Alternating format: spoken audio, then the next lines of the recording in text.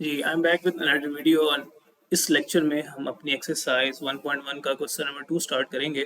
Last में हमने question number 1 start किया था और उसको सॉल्व किया था। उसमें हमने क्वाड्रेटिक इक्वेशन की स्टैंडर्ड फॉर्म बनाना सीखा था। आज हमें इसको सॉल्व करने के मेथड देखने हैं। सबसे पहला हमारे पास होता है फैक्टराइजेशन। दूसरा आपने यहाँ पे पढ़ना है कंप्लीटिंग स्क्वायर। आगे आप पढ़ेंगे। तीसरा आपने पढ़ना है बाय क्वाड्रेटिक फार्मूला। अब याद रखें अपने इक्वेशन को सॉल्व करने के क्वाड्रेटिक इक्वेशन को सॉल्व करने के तीन मेथड हैं, that is factorization and that is by completing square. आज जो हम सीखने लगे हैं वो है बाय फैक्टराइजेशन और जो आप लोगों को मैं अभी इस लेक्चर में ही सिखाने लगा हूँ। पहला मेथड क्वेश्चन नंबर 2।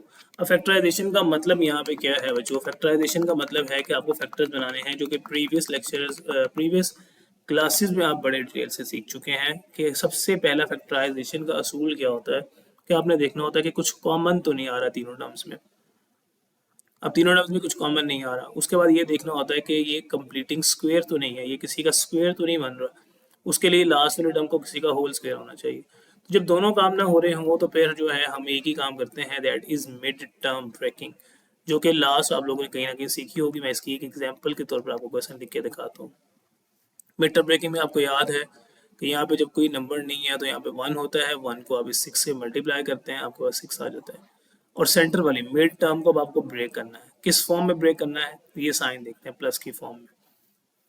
मतलब प्लस की फॉर्म में ब्रेक करने का मतलब है वो नंबर्स लिखने हैं जो प्लस करने से 5 बनाए, जैसे 1+4, 2+3, तो यही बन रहे होते हैं। इसके अलावा अगर हम और ऊपर जाएंगे तो और नंबर। अब इस फैक्टर में अगर आप 1 और 4 को मल्टीप्लाई करें तो 4 आता है, 2 और 3 को मल्टीप्लाई करें तो 6 आता है। इसका मतलब हमें ये फैक्टर चाहिए 2+3। अब यहाँ पे क्वेश्चन थोड़ा सा डिफरेंट है, बात आपको समझा देता हूँ। एक्स स्क्वायर, इसमें मिड टर्म के साथ कोई साइन नहीं है तो डेफिनेटली यहाँ पे 1 है बच्चों। अब 1 है और यहाँ पे साइन आपके पास है माइनस का, तो इसका मतलब माइनस की फॉर्म में ब्रेकिंग होगी। अब माइनस फॉर्म की फॉर्म में ब्रेकिंग का मतलब है 3-2 लिख सकते हैं, इवन 2-1 लिख सकते हैं, 4-3 लिख सकते हैं। बहुत सारे फैक्टर्स बन सकते हैं, 5-4। 1 को अगर आप प्लस की फॉर्म में तो आप 1 को लिख ही नहीं सकते, 1 को डेफिनेटली आप माइनस की फॉर्म में ब्रेक कर सकते हो। 1 को प्लस की फॉर्म में ब्रेक करोगे तो वो तो 1+0 ही आएगा। माइनस में 3-2, 2-10, 6-5, इवन 100-99। लेकिन आपको वो फैक्टर्स चाहिए जो मल्टीप्लाई करने से ही लास्ट वाला नंबर दे, 1 × 20। तो मतलब हमें मल्टीप्लाई करने से 20 चाहिए, तो मल्टीप्लाई करने से 20 यहाँ पे आएगा आपके पास। ये जो फैक्टर है 5-4, ये 1 देता है, मल्टीप्लाई करने से माइनस करने से और मल्टीप्लाई करने से 20 देता है। तो इसको सॉल्व करने का तरीका ऐसे है कि यहाँ पे आप ऐसे लिख सकते हैं, दो तरीके अक्सर टीचर्स करवाते हैं। यहाँ पे एज इट इज यहाँ पे लिख लें, अंदर आप लिखें 5, क्योंकि हम 5-4 है तो आप लिखेंगे 5x-4x, ब्रैकेट क्लोज कर दें क्योंकि बाहर माइनस था इसलिए मुझे ब्रैकेट लगानी है। जब सेंटर में माइनस हो तो इक्वल में 0 आ गया। अब इसे ऐसे लिख सकते हैं x² माइनस ब्रैकेट ओपन करें -5x -4x -20 is equal to 0। अगर आप अक्सर आपको ऐसे लिखा मिलेगा, ये वाला चीज़ नहीं मिलेगी, तो परेशान नहीं होना। -y+4 -1 -5 4 -20, तो कन्फ्यूजन वाली कोई बात नहीं है, साइन का ध्यान रख लेना आपने। अब फर्स्ट टू टर्म्स में से कॉमन देखते हैं, नेक्स्ट टू टर्म्स में से कॉमन देखते हैं। x कॉमन आया, x-5 बचा, 4 के टेबल में आते हैं दोनों, 4 कॉमन आया, x बचा 4 5 20। ये टर्म हमेशा सेम आती है, उसको एक ही दफ़ा लिख लें। x-4 एक दफ़ा टर्म लिख ली गई, एक x+4। प्रीवियस क्लासेस में आप अपना क्वेश्चन यहाँ पे करके लीव कर देते थे क्योंकि सॉल्व नहीं होता था, सिंपल लिखा आता था फैक्टराइजेशन करें। यहाँ पे है सॉल्व बाय फैक्टराइजेशन, तो सॉल्व बाय फैक्टराइजेशन में आपको इसको फर्दर सॉल्व करना पड़ता है। राइट साइड पे 0 नजर आ रहा होता है, तो दोनों चीज़ों को 0 के इक्वल रख लेते हैं। वो कहता है either x-5 is equal to 0 and x+4 is equal to 0। यहाँ से x की वैल्यू निकालनी होती है। x यहाँ पे -5 है, दूसरी तरफ जाके +5 हो जाएगा। यहाँ से +4 है, दूसरी तरफ जाके जो है -4 हो जाएगा। ये मेरे पास -4 आ गया, x इक्वल टू 5 आ गया। इस बात का मतलब है कि ये दो सोल्यूशन है आपकी क्वाड्रेटिक इक्वेशन के। ये दो नंबर्स को अगर आप वहाँ पे पुट करके देखो तो आपका आंसर सेटिस्फाई करेगा। सोल्यूशन सेट यहाँ पे लिखना नहीं भूलना,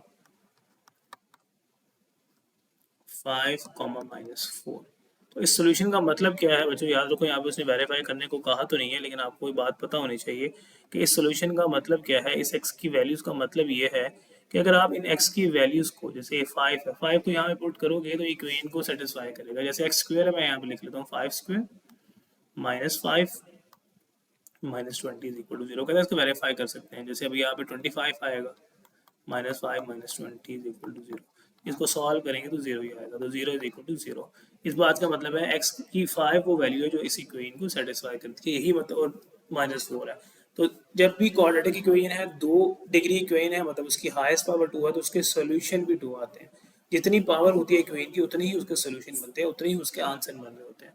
तो ये हमारे पास बेसिकली मिड टर्म ब्रेकिंग है। कहीं भी मिड टर्म ब्रेकिंग हो रही होगी, कहीं पे आपकी डिफरेंट तरीकों से फैक्टराइजेशन हो रही होगी, ये डिपेंड करता है। अगले क्वेश्चन की तरफ मूव करते हैं तो बात और समझ आएगी आपको। Moving on to next part, जो कि आपके पास मुश्किल नहीं होने वाला, इंशाल्लाह आसान और काफ़ी इंपॉर्टेंट क्वेश्चन होगा। सॉल्व करना है हमने फैक्टराइजेशन से, बात वही बनानी है। तो पहले क्वाड्रेटिक इक्वेशन की स्टैंडर्ड फॉर्म बनानी पड़ेगी। यहाँ पे स्टैंडर्ड फॉर्म नहीं बनी हुई। 3y² एज इट इज, इस ब्रैकेट को सॉल्व करें, y इंटू y²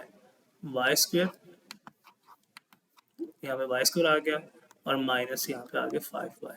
अभी 3y² एज इट इज, दोनों टर्म्स को उठा के इधर मूव करवा लें ताकि स्टैंडर्ड फॉर्म बन जाए।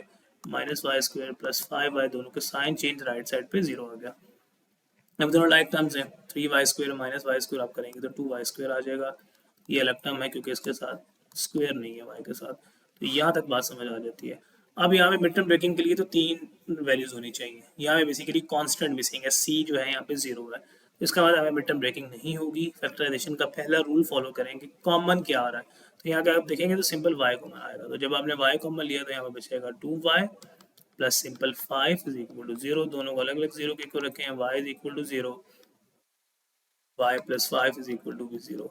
तो ये तो y is equal to 0 answer आ चुका है। यहाँ से निकाल लेते हैं 2y as it is equation की दूसरी जाके minus, and y is equal to -5 divided by 2।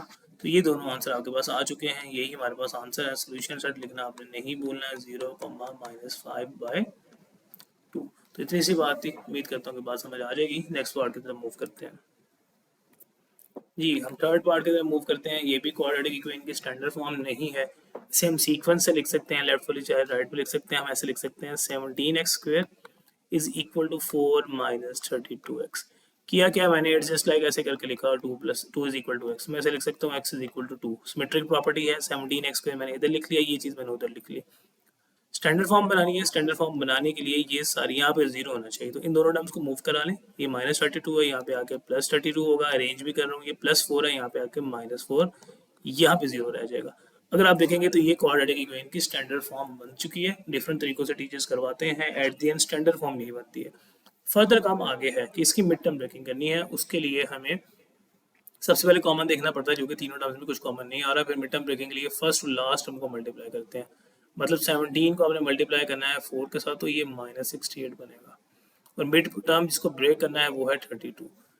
किस फॉर्म में ब्रेक करना है, माइनस की फॉर्म में। मतलब 32 को आपने दो नंबर्स को माइनस करके लिखना है। मतलब यहाँ पे कोई नंबर माइनस करने से, यहाँ पे वो कहता है कोई नंबर होगा, यहाँ पे कोई नंबर होगा।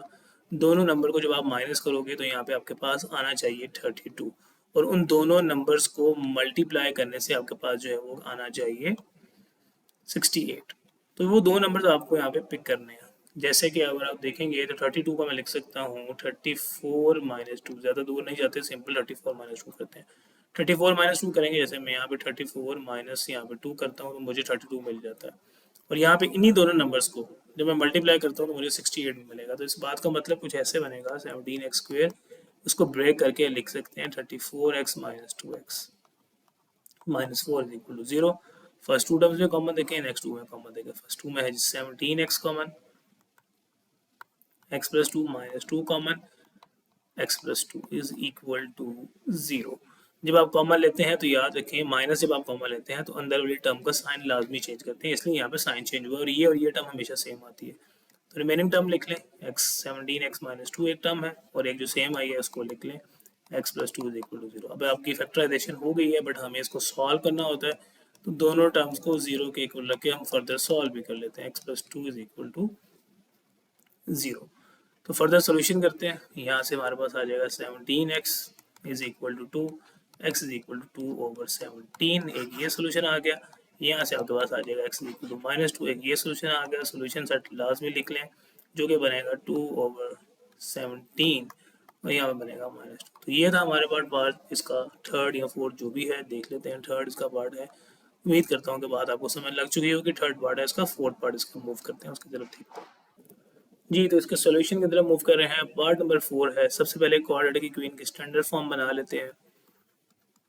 X square minus 11x minus 152 is equal में जो है राइट साइड पे 0 होना चाहिए।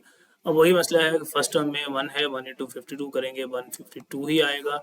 ब्रेक करना है 11 को, किस फॉर्म में? माइनस की फॉर्म। मतलब दो नंबर्स हैं जिनको आपने माइनस करना है, जिनको माइनस करने से 11 आए, लेकिन उन्हीं नंबर्स को मल्टीप्लाई करने से, उन्हीं नंबर्स को जब आप मल्टीप्लाई करें तो वो आपके पास 152 बने। नंबर सेम ही होंगे यहाँ पे।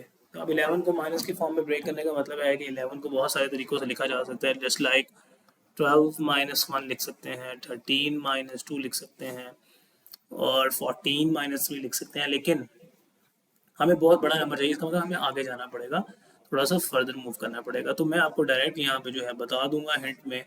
यहाँ आपको डायरेक्ट लिख देता हूँ। यहाँ पे अगर आप माइनस है तो इस तरह से ब्रैकेट लगा लिया करें। मैंने आपको बताया 19 में से आप 8 माइनस करेंगे तो 11 आ जाएगा, और 19 को जब आप 8 से मल्टीप्लाई करेंगे तो यस ये आ जाएगा। तो आप ब्रैकेट इस तरह क्लोज कर लें, -152 एज इट इज लिख लें, इज इक्वल टू में 0 आ गया।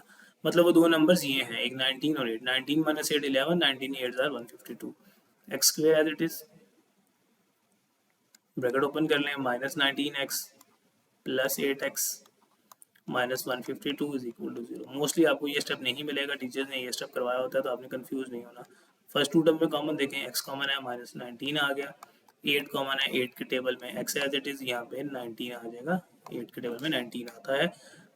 हाँ, 8 19 सर 152 ही होता है। आप खुद चेक कर सकते हैं। अगर आपको नहीं चेक है तो ये कैलकुलेटर आपके सामने निकाल लेते हैं। 19 मल्टीप्लाई बाई 8 करेंगे तो 152 आ जाएगा। इसका मतलब हम अपना काम ठीक कर रहे हैं। फर्दर आपके पास जो है कोई मुश्किल बात रह नहीं जाती है। इक्वल में 0 लगाना नहीं भूलना। आपके पास बनेगा x प्लस 8 बनेगा, एक और एक बनेगा x माइनस 19। किसी को भी पहले किसी को भी बाद में लिख सकते हैं, कंफ्यूज नहीं होना, परेशान होने की जरूरत नहीं है। x plus 8 is equal to 0, x minus 19 is equal to 0। यहाँ से x इज इक्वल टू -8 आ जाएगा, यहाँ से x is equal to positive 19 आ जाएगा। सोल्यूशन सेट लिखना नहीं भूलना। यहाँ पे आप सोल्यूशन सेट लिख लेंगे -8, 19। तो ये था इसका पार्ट नंबर 4। 5th पार्ट आप लोग खुद ट्राई करेंगे। 6 बार आप लोगों को मैं हिंट दे देता हूँ, उसकी तरफ मूव करते हैं। जी, तो 6 पार्ट की तरफ हम मूव कर रहे हैं। इसका इनिशियल स्टेप मैंने कर दिया है। क्वेश्चन आप लोगों के सामने नजर आ रहा है।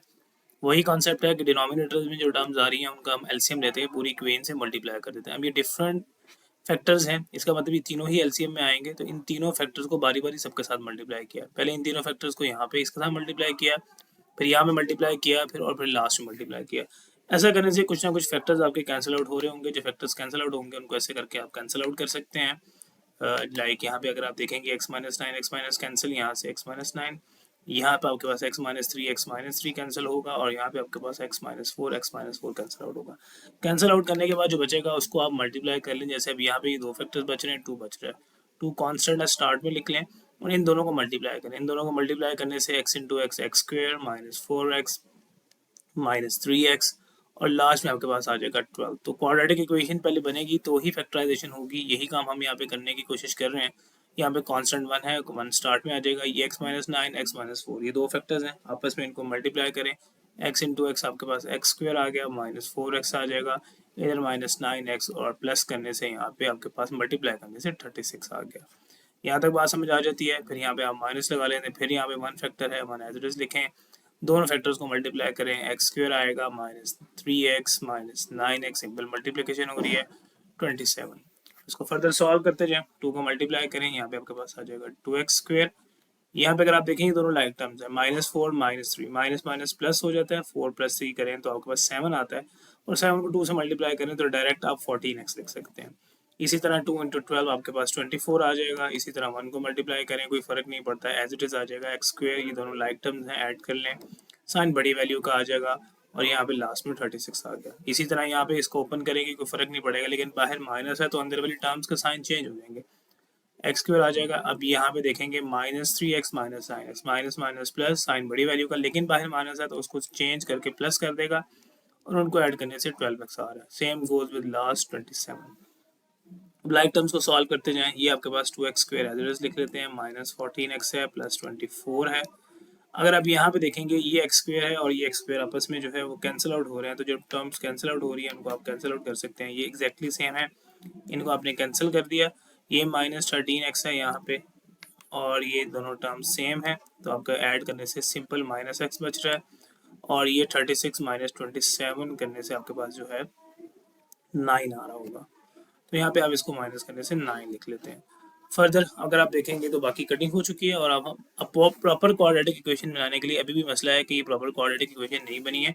उसके लिए आपको राइट साइड पे 0 चाहिए होता है, तो सारी वैल्यूज को इस तरफ मूव करवा लें। +24 as it is, plus x हो गया, -9 हो गया, इक्वल में 0 आ गया। अब ये 2x², ये एक जैसी टर्म्स हैं, minus plus minus, sign bigger one term का -13x, 24 में से अब 9 माइनस करेंगे तो will get 15 is equal to 0। अब अगर आप देखेंगे तो ये एक क्वाड्रेटिक इक्वेशन की फॉर्म बन चुकी है। हमें इसकी क्वाड्रेटिक इक्वेशन की फॉर्म नहीं बनानी, बेसिकली हमें उसकी फैक्टराइजेशन करनी है। फैक्टराइजेशन हम कर सकते हैं बड़ी आसानी से, जब आपके पास मिड टर्म ब्रेकिंग करेंगे क्वाड्रेटिक इक्वेशन की स्टैंडर्ड फॉर्म बन जाती है। तो आपको याद होना है 2 × 15, इसको मल्टीप्लाई करेंगे तो यहाँ पे 30 आता है। अब आपने सेंटर वाली टर्म को ब्रेक करना है 13 को कुछ इस तरह से, जैसे आप इसको लिख सकते हैं 15 - 2, 15 - 2 13, मल्टीप्लाई करने से 30। तो ये दो फैक्टर्स बनेंगे। 2x² बाहर माइनस का साइन है तो इस तरह से साइन निकालें, -15x + 2x + 15। ये बात मैंने आपको ऑलरेडी सिखाई हुई है, तो उसको यहाँ से देख सकते हैं। फर्स्ट टू टर्म्स में कॉमन देखें, नेक्स्ट टू टर्म्स में कॉमन देखें, ब्रेकिंग करें। यहाँ से आई गेस x कॉमन आ रहा है तो आप यहाँ पे लिखेंगे 2x - 15 सिंपल। यहाँ से कुछ कॉमन ही है, 1 कॉमन ले लें, 2x आपके पास यहाँ पे 15 के साथ जो है साइन पॉजिटिव का ही आ रहा है। लेकिन यहाँ पे हमारे पास एक मसला आ रहा है कि यहाँ पे मिड टर्म आंसर जो है इसके सेम आने चाहिए थे। हम यहाँ पे देख लेंगे कोई ना कोई यहाँ पे प्रॉब्लम हुआ होगा, तो आप उस प्रॉब्लम को देखें। ये साइन और ये साइन, सॉरी ये साइन और ये साइन जो है हमेशा हमारे पास सेम आना चाहिए। यहाँ पे -15 आ रहा है। हम प्रॉब्लम देख लेते हैं अगर कोई है तो यहाँ पे जी। तो इसमें हमने यहाँ पे छोटा सा प्रॉब्लम किया है, मैंने इसकी मिड टर्म ब्रेकिंग जो है उसमें एरर कर दिया है। इस मिड टर्म ब्रेकिंग को आप यहाँ से ठीक कर लीजिएगा। मिड टर्म ब्रेकिंग के लिए आपको यहाँ पे ये देखना होता है कि उसी तरह, लेकिन यहाँ पे कुछ सेम नहीं आ रहा था तो इसलिए मसला आ रहा था। अब हमें वैसे भी मिड टर्म ब्रेकिंग प्लस की फॉर्म में करनी है, मैंने माइनस की फॉर्म में की थी, ये साइन देखना पड़ता है। तो अब आप इस 13 को इस तरह से भी ब्रेक कर सकते हैं, 10 + 3, 10 + 3 करेंगे 13 आएगा, 10 3 30 आएगा, जो कि ऑलरेडी आपको चाहिए। इस तरह से इसकी ब्रेकिंग करेंगे, आपका क्वेश्चन ठीक हो जाएगा। यहाँ पे -10x करेंगे, -3x करेंगे, +15 इज इक्वल टू 2 करेंगे। फर्स्ट टू टर्म में कॉमन देखेंगे, 2x कॉमन आएगा, यहाँ पे x बचेगा, 5 आ गया, -3 कॉमन, यहाँ पे भी x -5 इज इक्वल टू 0। दो फैक्टर अब सेम बन रहे हैं, इसका मतलब हम अब फैक्टराइजेशन जो है वो ठीक कर रहे हैं। मिस्टेक आपने नहीं करनी है। x -5 is equal to 0। इन दोनों फैक्टर्स को बारी बारी 0 के इक्वल रख के वहाँ से x की वैल्यूज निकाल सकते हैं। 2x - 3 इज इक्वल टू 0 और साथ में हमारे पास था x -5 इज इक्वल टू 0। दोनों वैल्यूज आ गई। फर्दर आप सॉल्व करते जाएं, x की वैल्यू यहाँ से निकाल लें। 2x एज इट इज़, यहाँ पे 3 आ जाएगा, यहाँ पे x/3/2 आ जाएगा। राइटिंग थोड़ी ख़राब होगी, बट इसको चला लीजिएगा। हमारा मकसद क्वेश्चन को समझना है। दो आंसर्स आ गए और इनको आप सोल्यूशन सेट में कुछ इस तरह से लिख देते हैं, 3/2, 5। तो ये था हमारा पार्ट नंबर लास्ट इसका। ये क्वेश्चन हमारा डन है। उम्मीद करता हूँ कि आपको समझ आ चुका होगा। मिलते हैं आपके साथ अपने अगले लेक्चर में अगले क्वेश्चन के साथ। तब तक अपना ख्याल रखें। अल्लाह हाफिज़।